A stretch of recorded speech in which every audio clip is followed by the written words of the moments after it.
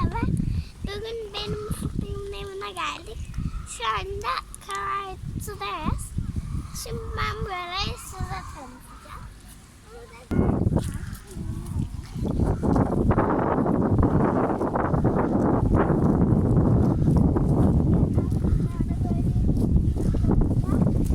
Arkadaşlar bakın tırnaklarıma geldik.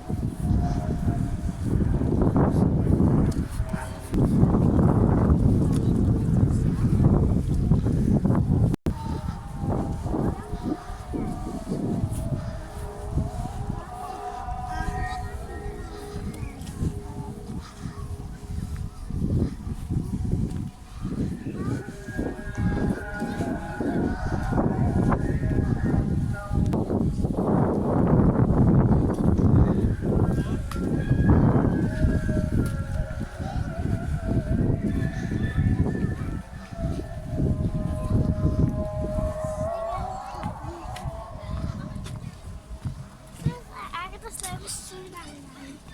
Buradan da denizi göstereyim. Şurada denizin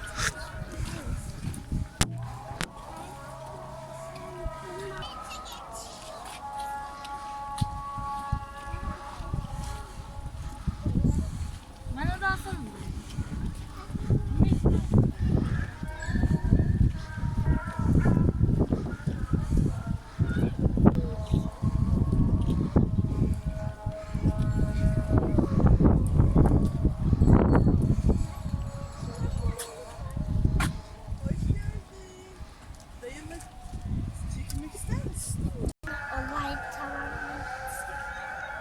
Arkadaşlar kanalıma abone olmayı unutmayın. Bay bay, sizi çok seviyorum.